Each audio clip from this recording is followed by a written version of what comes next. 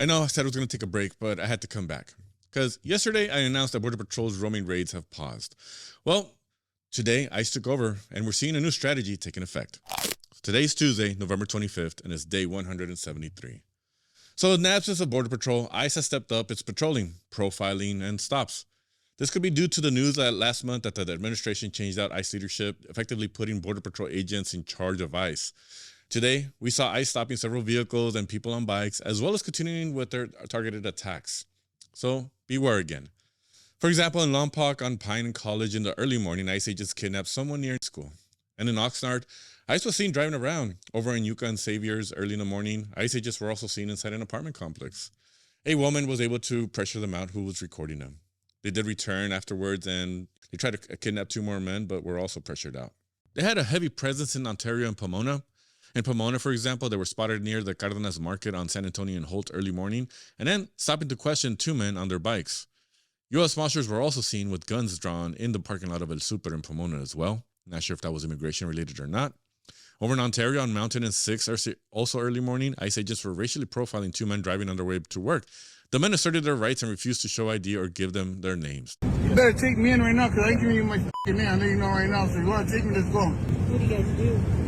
Don't worry about it. The men cursed out the agents before the agents retreated. In Montclair on Ramona and Mission, also early morning, 3 to 5 ICE vehicles stopped a young man and questioned him about his status. He was let go.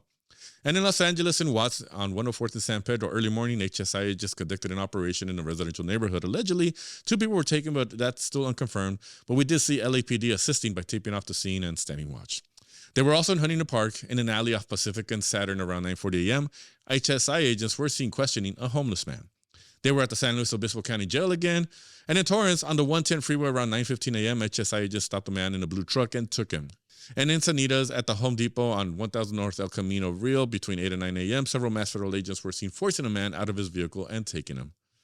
We looked into reports at Panorama City as well. It was local law enforcement.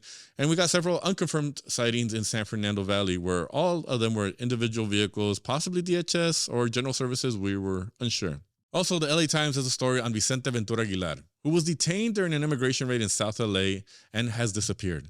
6 weeks now, his family has been unable to locate him. Homeland Security says he was never in custody, but a witness says he suffered a medical emergency at a detention center. Also, for months, we've been hearing rumors about bounty hunters. Well, looks like ICE is following through with a $280 million contract to get bounty hunters to help him out. So, Border Patrol may not be out there, but ICE is taking over. So, as always, stay vigilant and stay safe, LA.